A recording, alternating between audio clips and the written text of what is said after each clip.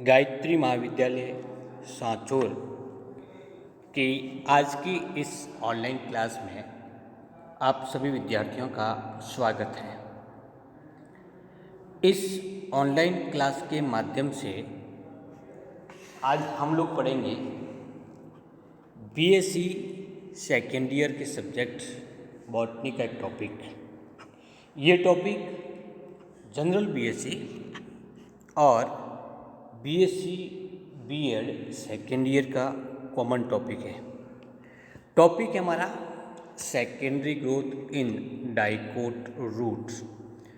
द्विबीजपत्री मूल में द्वितीयक वृद्धि किस प्रकार से होती है, इसके बारे में हम डिस्कस करेंगे। ये topic second paper plant anatomy से संबंधित है। इस एनाटॉमी के अंतर्गत हमने रूट, स्टेम, जो कि मोनोकोट और डाइकोट प्रकार के होते हैं, की संरचना के बारे में पढ़ रखा है। हमने एक वीडियो के माध्यम से डिस्कस किया था कि सेकेंडरी ग्रोथ किस प्रकार की होती है। सामान्य सेकेंडरी ग्रोथ के बारे में बाद में आज हम रूट में सेकेंडरी ग्रोथ किस प्रकार से होती है इसके बारे में डिस्कस करेंगे। तो आइए प्रारंभ करते हैं आज का टॉपिक, द्विबीजपत्री मूल में होने वाली द्वितीयक वृद्धि। टॉपिक को प्रारंभ करने से पहले हम इस डाइकोट रूट की एनाटॉमी को समझ लेते हैं। ये जो डायग्राम आप देख रहे हैं वो डाइकोट रूट की एनाटॉमी का आउटलाइन डायग्राम है। इसके अंतर्गत सबसे बाह्य लेयर होती है वो एपिडर्मिस कहलाती है। ये एकल परतीय संरचना होती है। एपिडर्मिस से आंतरिक भाग में एंडोडर्मिस प्रचंड होती है, जो कि स्टील के चारों ओर स्थित एक एपिडर्मिस के समान स्ट्रक्चर पाई जाती है। एपिडर्मिस और एंडोडर्मिस के मध्य पाए जाने वाले इस स्ट्रक्चर को कॉर्टेक्स कहते हैं। तो ये कॉर्टेक्स हो गया। जैसा कि हम जानते हैं कि ये कॉर्टेक्स अविभेदित प्रकार का होता है, विभेदित नहीं होता। अर्थात ये hypodermis inner cortex, outer cortex, in middle cortex में विभेदित नहीं होता। एंडोडर्मिस के आंतरिक भाग की ओर पाई जाने वाली एकल परतीय संरचना को पेरिसाइकिल कहते हैं और इसी पेरिसाइकिल से लेटरल रूट का डेवलपमेंट होता है। या पैसेज के रूप में या समूह के रूप में पाई जाने वाली इन संरचनाओं को फ्लोएम कहते हैं। इस फ्लोएम और जाइलम कहेंगे। तो ये फ्लोएम वो एक समूह में प्राइमरी फ्लोएम, दूसरी जो रेड कलर की स्ट्रक्चर दिखाई देती है वो प्राइमरी जाइलम है। सेकेंडरी ग्रोथ के दौरान फ्लोएम के आंतरिक भाग की ओर कैम्बियम डेवलप होना प्रारंभ होता है। जब तक सेकेंडरी ग्रोथ नहीं होती है तब तक कैम्बियम नहीं पाए जाते हैं। रूट में पाए जाने वाले इन 7 पुल को या वेस्कुलर बंडल को रेडियल या अरिये 7 पुल कहते हैं। जब सेकेंडरी ग्रोथ प्रारंभ होती है उस स्थिति में सेकेंडरी ग्रोथ दो प्रकार की होगी। एक तो इस स्टील अथवा रंभ में होने वाली सेकेंडरी ग्रोथ और दूसरी इस कॉर्टेक्स क्षेत्र में होने वाली ग्रोथ। तो वो कॉर्टेक्स क्षेत्र में होने वाली इस ग्रोथ को बाह्य रंभीय अथवा एक्स्ट्रा स्टीलर सेकेंडरी ग्रोथ के नाम से जानते हैं, जबकि स्टील में होने वाली सेकेंडरी ग्रोथ को स्टेलर सेकेंडरी ग्रोथ के नाम से जानते हैं। तो सबसे पहले हम 7 पुल में होने वाली सेकेंडरी ग्रोथ के बारे में डिस्कस करेंगे, जिसको हम रंभीय द्वितीयक वृद्धि के नाम से जानते हैं। सेकेंडरी ग्रोथ के प्रारंभ होने पर सबसे पहले कैम्बियम का डेवलपमेंट होता है, क्योंकि रूट में चाहे वो डाइकोट हो या मोनोकोट हो कैम्बियम नहीं पाया जाता और सेकेंडरी ग्रोथ के लिए कैम्बियम जरूरी होता है, जो कि विभेदित होकर के नई कोशिकाओं का निर्माण करेगी और उन्हीं नई कोशिकाओं से जाइलम और फ्लोएम का निर्माण होगा। तो सबसे पहले कैम्बियम डेवलप होता है। कैम्बियम कौन सी संरचना से कैसे डेवलप होगा तो उसके बारे में देखते हैं। ये जो समूह है वो फ्लोएम है, ये समूह है वो जाइलम है। सबसे पहले फ्लोएम के आंतरिक सतह की ओर और जाइलम के बाह्य सतह की ओर, फ्लोएम के आंतरिक भाग की ओर और जाइलम के बाह्य भाग की ओर स्थित पैरेन्काइमा सेल्स सक्रिय होकर, एक्टिव होकर के मेरिस्टेमेटिक सेल्स के रूप में कार्य करते हैं और इन स्ट्रक्चर को हम कैम्बियम नाम देते हैं। इन सेल्स को क्या कहेंगे? कैम्बियम कहते हैं। जैसे ही कैम्बियम विकसित होगा तो छोटे छोटे समूह होगा। कैसा समूह बनेंगे? जाइलम के बाहर की ओर एक अर्धचंद्राकार या आर्क शेप का कैम्बियम बनता है, तो जाइलम के चारों ओर इस प्रकार के कैम्बियम बनते हैं। क्योंकि डाइकोट रूट में कुल 4 या 6 जाइलम समूह पाए जाते हैं, तो उसके अनुरूप ही कैम्बियम विकसित होता है और ये कैम्बियम हमेशा प्रोटोजाइलम के सम्मुख स्थित पैरेन्काइमेटस कोशिकाओं से निर्मित होते हैं। ठीक इसी प्रकार से फ्लोएम की आंतरिक सतह से भी या आंतरिक सतह पर उपस्थित कोशिकाएं विभेदित होकर के जाइलम कैम्बियम का निर्माण करती है। तो इस प्रकार 4 जाइलम है तो 4 फ्लोएम समूह भी पाए जाएंगे, जिससे 4 फ्लोएम के सामने 4 आर्क शेप या अर्धचंद्राकार कैम्बियम बनते हैं। ये कैम्बियम अर्थात फ्लोएम के सामने स्थित कैम्बियम और जाइलम के सामने स्थित कैम्बियम आपस में मिल जाते हैं, मिल करके एक वलय का निर्माण करते हैं। इस प्रकार की जो वलय बनती है वो लहरदार वलय बनती है। तो प्रारंभ में एक लहरदार कैम्बियम वलय का निर्माण करता है और ये कैम्बियम वलय फिर जाइलम और फ्लोएम का निर्माण करती है।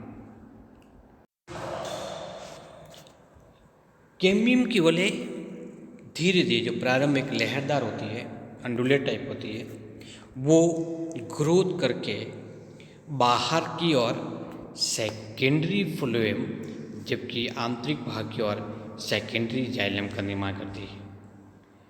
सेकेंडरी जाइलम का निर्माण सेकेंडरी फ्लोएम की तुलना में अधिक होता है। इसलिए जैसे जैसे आंतरिक भाग की ओर सेकेंडरी जाइलम बनते जाएंगे, प्राइमरी जाइलम धीरे धीरे पित्त की ओर खिसकते जाते हैं, उनको केंद्रीय भाग की ओर धकेला जाता है। सेकेंडरी जाइलम के आने के कारण केंद्रीय भाग में स्थित पित्त कोशिका धीरे धीरे विघटित हो जाती है और उस स्थान पर प्राइमरी जाइलम आ जाता है, जबकि बाह्य सतह की ओर फ्लोएम का निर्माण होता है, लेकिन सेकेंडरी फ्लोएम कम मात्रा में बनता है। इसके कारण जैसे ही जाइलम केंद्रीय भाग तक पहुंचेंगे, उसके बाद में और अधिक ग्रोथ हो जाने के कारण धीरे धीरे वो फ्लोएम को बाहर की ओर धकेलते हैं। इसके कारण लहरदार कैम्बियम वलय धीरे धीरे एक सतत वलय के रूप में परिवर्तित हो जाती है। इसी दौरान जाइलम के मध्य स्थित पैरेन्काइमेटस कोशिकाएं कुछ अरीय अथवा तिर्यक ऑब्लिक लंबी कोशिकाओं का निर्माण करती है। इन लंबी कोशिकाओं को मेडुलरी रे कहते हैं। ये मेडुलरी रे जाइलम के मध्य, फ्लोएम के मध्य अथवा फ्लोएम और जाइलम के दोनों के मध्य स्थित होती है।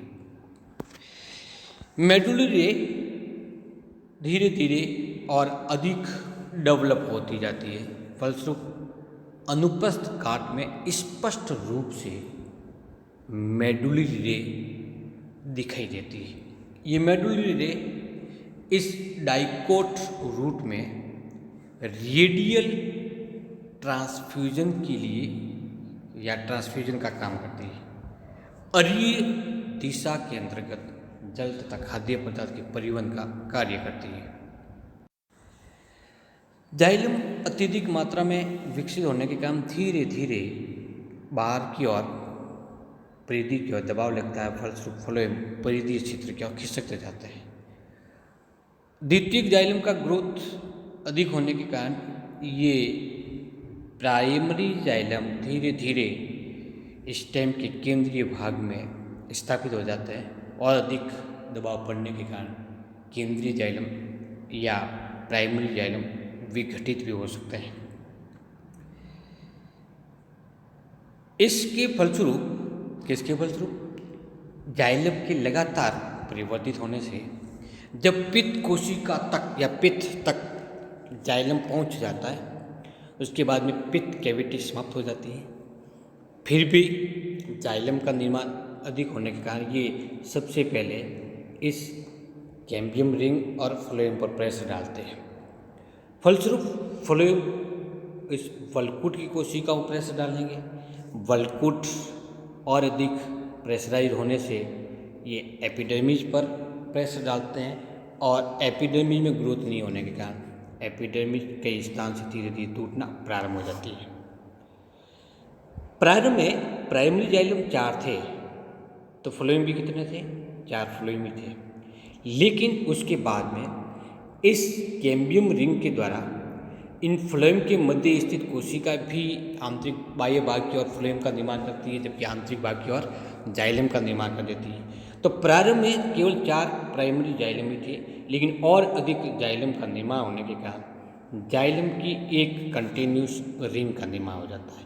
ठीक इसी प्रकार से फ्लोएम की भी एक कंटिन्यूस अथवा सतत फ्लोएम का निर्माण हो जाता है। ये पूर्ण रूप से सेकेंडरी फ्लोएम कहलाता है। जब ग्रोथ कंप्लीट हो जाती है, उस स्थिति में जाइलम के मध्य और फ्लोएम के मध्य हमें कुछ विशेष रेखाएं दिखाई देती है, रेखीय संरचना दिखाई देती है, जिन्हें हम मेडुलरी रे कहते हैं। यदि वो केवल फ्लोएम क्षेत्र में उपस्थित है तो इसको फ्लोएम रे के नाम से जाना जाता है, और यदि वो जाइलम के मध्य स्थित हैं तो वो जाइलम रे कहलाती है। ये रेज क्या है? एक पैरेन्काइमेटस कोशिका है जिसकी आकार लंबाकार होती है। इस प्रकार से ये केंद्र से फ्लोएम समूह तक सतत रूप में पाई जाती है। इन्हीं संरचनाओं को देख करके हम सेकेंडरी ग्रोथ को आसानी से आइडेंटिफाई कर सकते हैं। लगातार आंतरिक भाग से सेकेंडरी टिश्यूज का निर्माण होने से वल्कुट की कोशिकाएं और एपिडर्मिस की कोशिकाएं टूट जाती हैं। एपिडर्मिस जो कि एक प्रोटेक्टिव लेयर थी, सुरक्षात्मक परत थी, जिसके कारण वल्कुट की कोशिकाएं सुरक्षित रहती है बाह्य वातावरण से। जब एपिडर्मिस की कोशिका टूट जाती है, उस स्थिति में एपिडर्मिस के नीचे स्थित कॉर्टेक्स की कोशिकाएं, जैसे फॉर एग्जांपल ये कॉर्टेक्स की कोशिका है, तो ये कॉर्टेक्स कोशिकाएं विभेदित होकर के मेरिस्टेमेटिक टाइप्स की हो जाती है और इन मेरिस्टेमेटिक प्रकार के कोशिकाओं को फेलम कहते हैं। ये फेलम की कोशिकाएं बाह्य सतह की और ट्रेड कोशिका युक्त कोशिकाओं का निर्माण करती है, जिसको हम फेलोजन कहते हैं, जबकि आंतरिक भाग की ओर मर्दुतकीय कोशिकाओं का निर्माण करती है, जिसको हम फेलोड्रम कहते हैं। तो इस प्रकार से फेलोड्रम या कहेंगे या द्वितीय कॉर्टेक्स कोशिका नाम देंगे इसको। इस प्रकार से 3 परतीय संरचना हो जाती है। बाहर की ओर फेलोजन और फेलम का निर्माण होता है। कॉर्क कैम्बियम या कॉर्क एडा बाह्य सतह की ओर एपिडर्मिस के समान कोशिकाओं का निर्माण, आंतरिक भाग की ओर कॉर्टेक्स कोशिकाओं का निर्माण होता है। तो कुल कितना होगा? सबसे पहले आंतरिक भाग की ओर फेलम का निर्माण होगा, फिर फेलोजन या कॉर्क कैम्बियम बनेगा, उसके बाद फेलोड्रम बनेगा। इस पूरी संरचना को पेरिड्रम कहते हैं। क्या कहेंगे हम इसको? पेरिड्रम। और ये पेरिड्रम के रूप में इसकी बाह्य सतह पर पाई जाती है। ये पेरिड्रम भी धीरे धीरे आंतरिक भागों में और ग्रोथ हो जाने के कारण टूटती रहती है, और इसी टूटते हुए भाग को या मृत कोशिकीय संरचना को ही बार्क कहा जाता है। सेकेंडरी ग्रोथ होने के कारण एपिडर्मिस डाइकोट रूट की टूटती रहती है। हम कभी कभी इन्हीं संरचनाओं को सामान्यतः एपिग्लेमा के नाम से जानते रहते हैं। तो इस प्रकार से सेकेंडरी ग्रोथ होने से उस रूट की मोटाई में वृद्धि होती जाती है।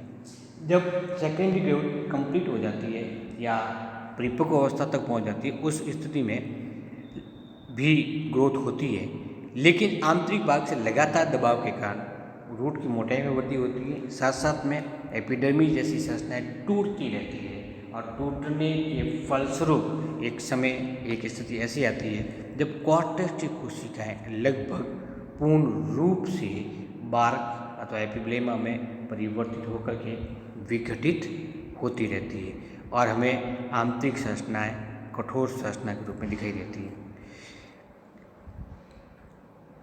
इस प्रकार से सेकेंडरी ग्रोथ के माध्यम से पादप भाग की मोटाई में वृद्धि होती है। इसमें निर्मित होने वाली मेडुलरी रे हमेशा अरीय ट्रांसमिशन का कार्य करेगी। सेकेंडरी ग्रोथ के फलस्वरूप सेकेंडरी टिश्यूज का निर्माण होगा जो जाइलम का फ्लोएम के रूप में पाए जाते हैं। आज के इस टॉपिक में हमने सेकेंडरी ग्रोथ के बारे में डिस्कस किया। इसी के साथ में इस टॉपिक को हम कंप्लीट करते हैं, समाप्त करते हैं। Thank you.